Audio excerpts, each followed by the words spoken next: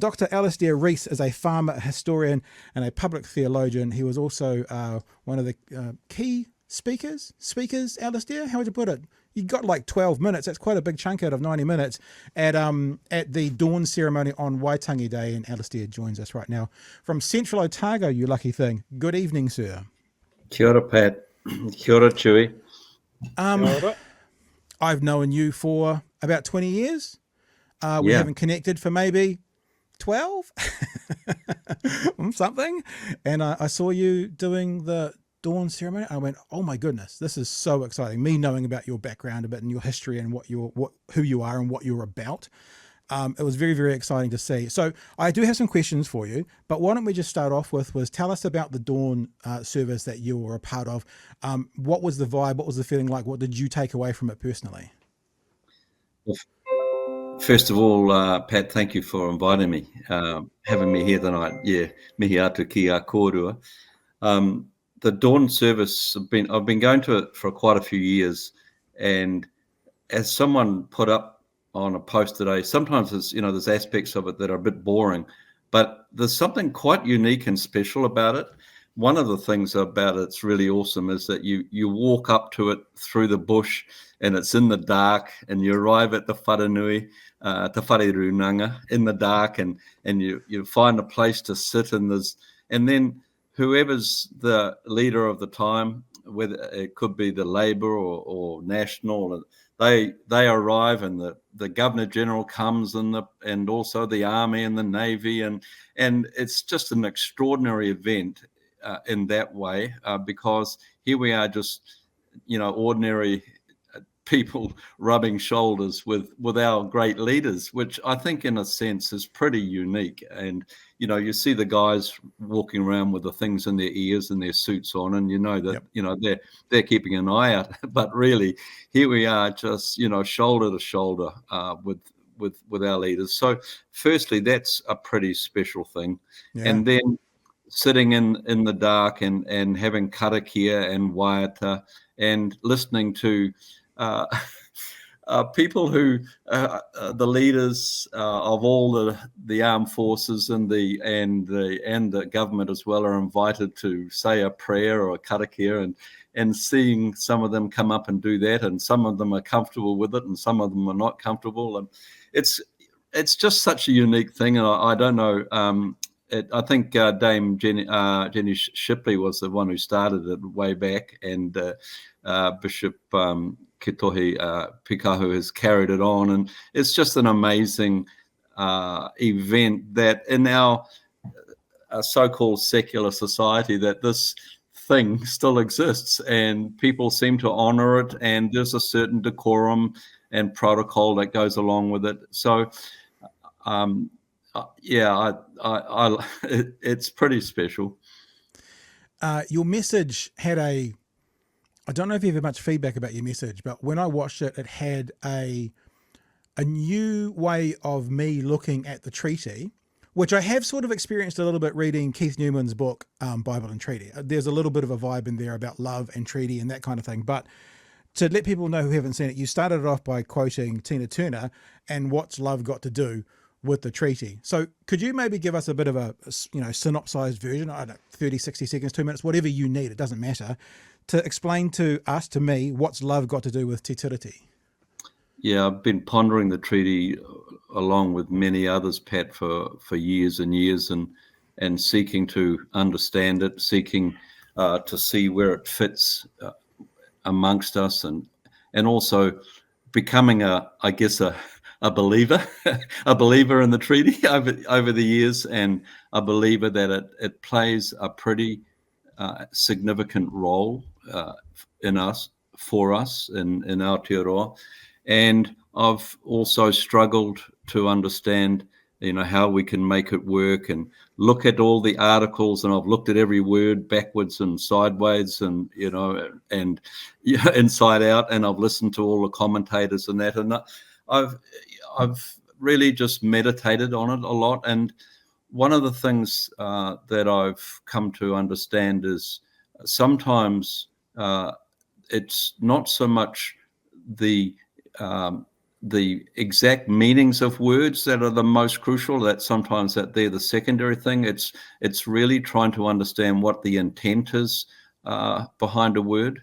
Right. And I began to see sometimes that this word love was used in context of the treaty. The first time I actually came across it, I think, was when I became aware of Whakahuihui Werko's speech in 1990, this extraordinary prophetic speech that he uttered extemporaneously to the Queen in the sesquicentennial of the treaty. And at the end of it, he appealed to people and he said, let us sit with one another and let us love one another in the strength of God as we work this thing out. And so being a believer myself, and I was sort of attracted by this understanding that the treaty is essentially a relational construct in the first instance, that it's a mechanism to actually join people together. And so the words are the outworking of that intent of actually joining people together, and also the aspect of its reconciliatory component.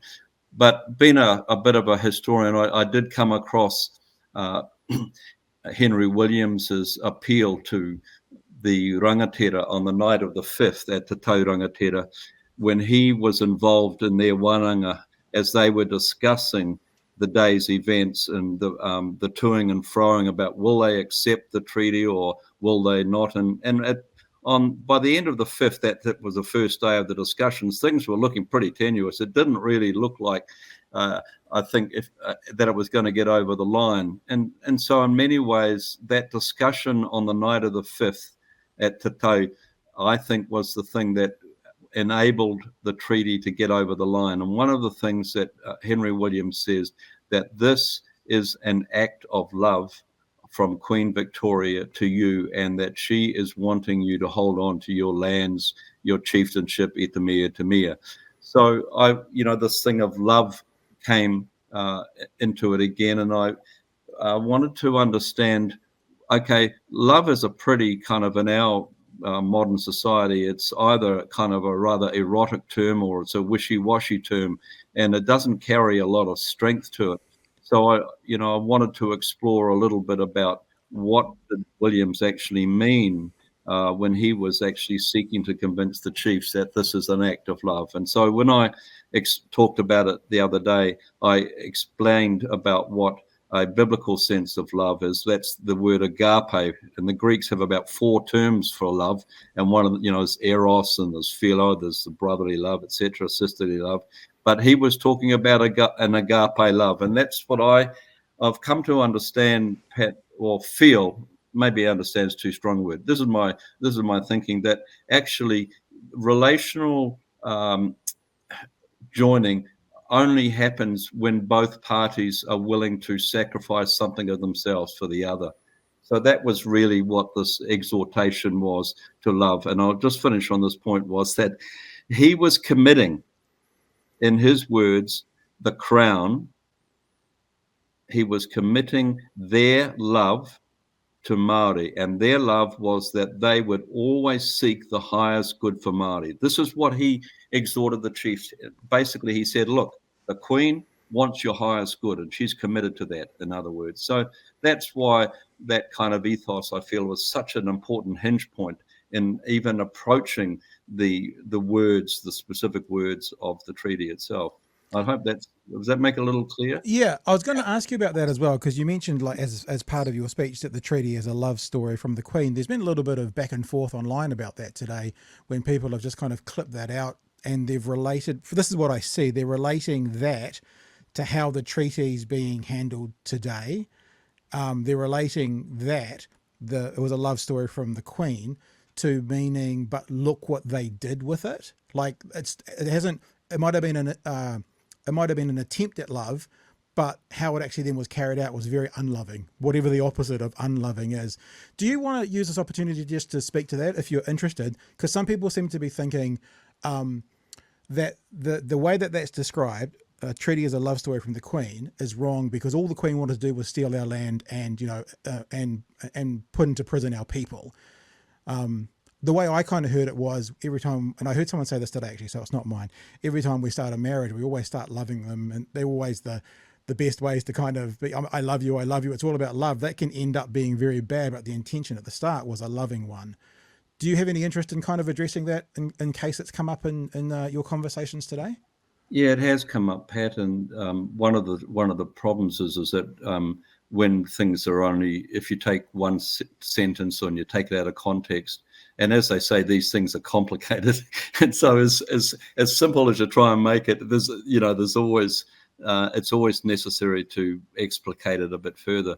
Yeah. And so my present understanding is in terms of, shall we say that the way it began is that there was a commitment from the Crown in the first instance to Māori that Māori rangatiratanga would be honoured. And I said it in my speech that I said, in fact, it only took a year for that promise to turn sour. Right. And that's the piece that the online conversations are missing. You've said it started in a certain way, and then within 12 months, it looked like a pile of crap. Yeah, and then I quoted Hone Heke, Panekariao, and the cutting of the flagpole, the shifting of the land, the shadow of the land going to the governor Itamir, and then talking about Cameron invading the Waikato. And I talk about that and I'm using the metaphor I called Gray like an unfaithful spouse who used violence to overthrow his loved one, really. So that was what I'm getting to. Because when you talked about the love, you also, and I've written this down, you kind of started talking about a union. You described the treaty as a sacrificial union. You have sort of mentioned that already tonight, but do you able to expand on that a bit more? What do you mean it was a sacrificial union? So, in my understanding, that any relationship between two people always requires give and take. Yep. And it's impossible to have any meaningful relationship without one person sacrificing something of themselves to the other. It just doesn't work. If we're only demanding our own rights, and that's our absolute position, and we don't yield anything, then I can't see any relationship really working. So, if I'm wanting to have a good friendship with you, that requires me, to give something of myself to you, and vice versa. And so that's what I mean. There's always a sacrifice in any relationship, I think, to actually make it really work. Yeah, makes sense. Chewy, mate, you want to jump in here, brother? Oh no, I'm just enjoying the chat. I feel woefully underarmed for this, but yeah, really enjoying this perspective. Oh, I've got more, so we can keep going. I want to play a little bit of your speech. It's a very short bit. It's only 40 seconds of it. This is from a slice of the message that you gave out on Waitangi. Slice of heaven, Pat. It's a slice of heaven. That's exactly what it is, Alistair. Let's have a listen to this, and I've got a question for you. So if the treaty was an act of love by Victoria to Māori, by extension, it needs also to be an act of love by our governments to Māori. Further, love is the hermeneutical portal for understanding the treaty. It is the interpretative key. Interpretation without love leads to a distorted vision. It leads to an arid legalism. Kingi Tawhiao, he implied this. While the treaty began as a love story, like all relational stories in real life, it was not without its issues. Hollywood does not get to write our script. My question is, if the treaty needs to be an act of love by this government to Māori, how does it do that? That's my question. Well, the first thing to say about love, Pat, is that it's not a feeling. So it's about commitment. So Yep. I would say that the first thing that the Crown or the government needs to do is to absolutely declare its unwavering commitment to Māori about this covenant.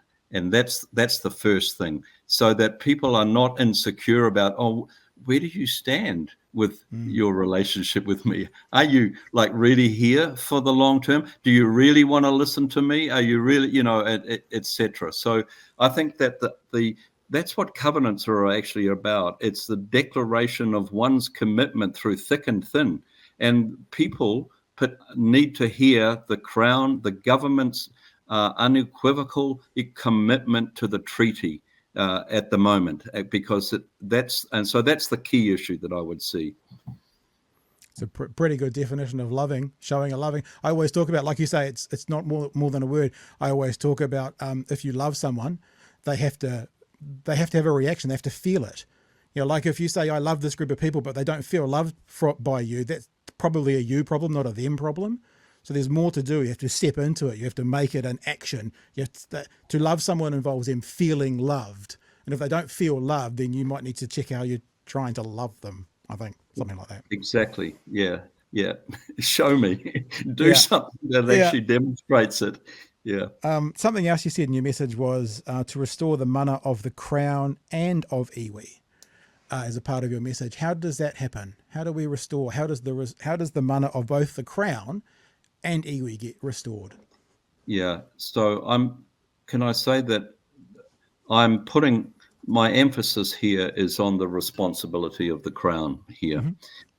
And the mana in my understanding of the term and the way that it can be applied is that the Crown's mana has been seriously eroded because of their prevarication around the treaty. So in order to restore a mana to the Crown, they need to step up and be counted, and as I say, be unequivocal about their commitment to the Crown. The way that some of them are actually speaking about te iwi Māori and dismissing some of the issues and claims, and that is what we would call, it's a whakaiti o te iwi Māori. So that they also need to, the Crown needs, by its own actions, need to restore a sense of mana to iwi Māori. So on one sense, people would argue that their mana it doesn't change. And I understand that kind of logic. But there is a sense where their mana has been trampled on. And that needs to be lifted, and it needs to be honoured. I've got one more question for you, but after that, sure, you can jump in with whatever you want. And if there's any super chats in there that we want to throw in with questions to Alistair, now would be the time to get them through, and we'll do that after this last question. My last question, I think, is probably a fairly obvious one, Alistair, after your whole message to how the Crown, what the Crown needs to do is, what message do you have for David Seymour, Winston Peters, Christopher Luxon, individually or as a group? Well, my hope for them is that they would somehow listen to the mamai. They would listen to the pain.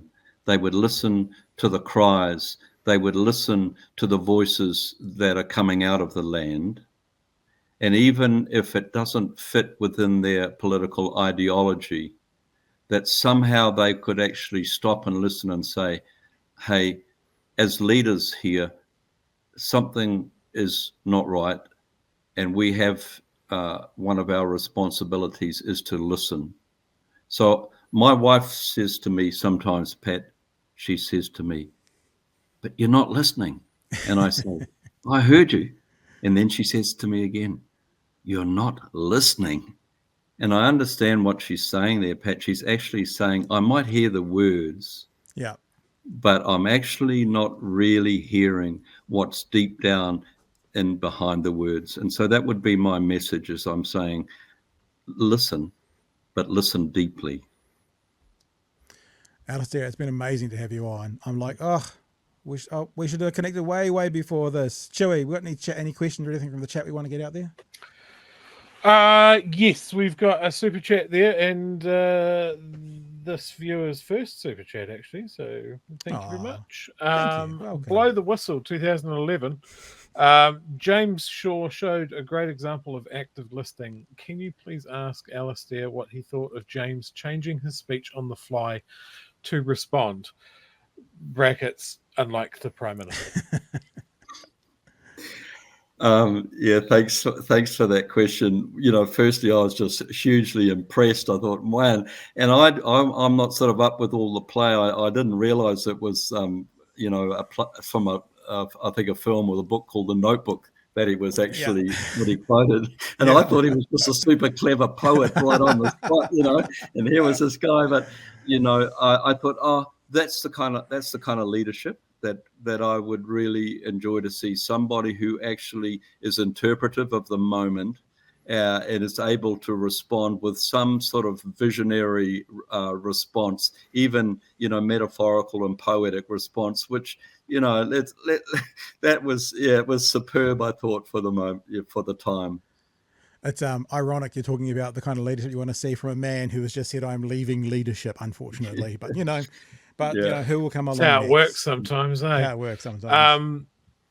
And we have Nick here saying Māori stuck to our side of the treaty. It was the Crown that didn't. So if love is the currency of this relationship, I guess we missed out. Oh.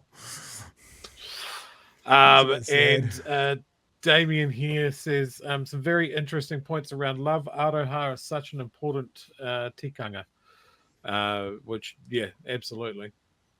I had some thoughts about, at the time that European arrivals were coming into this country and that sort of thing. If we look at how the British Empire was treating some of its other possessions, it's let's just say that they weren't even-handed. And I think that comparison and that difference when it comes to what happened here, I wonder where that came from, because I mean they certainly didn't treat, say, India with any form of love, or Australia or any of their other sort of possessions.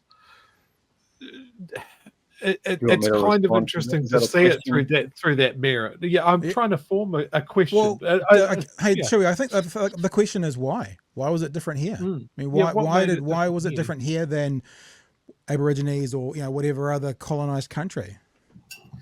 Yeah, Chewie, first of all, I don't want to make a hagiography of all those people, and that's a big fancy term. I don't want to over credit them on one hand, and that's a danger. They're flawed, and if we examine carefully their policies, we can find all kinds of flaws in them. So we're looking at an overview. There's a man in the office of the Colonial Office. His name was Sir James Stephen, and he lived in the West Indies for many years, and he was the nephew of William Wilberforce. And he spent a lot of time under Wilberforce's influence during his time in the West Indies, and he got a passion for the anti-slavery momentum that was happening at the time. Sorry to interrupt, Alistair, but that's what Wilberforce was known for, ending slavery in the UK. Yeah, just so everyone knows. Okay, so William Wilberforce, in simple terms, was the man singularly responsible for the anti-slavery bill in England, for outlawing slavery, in simple terms.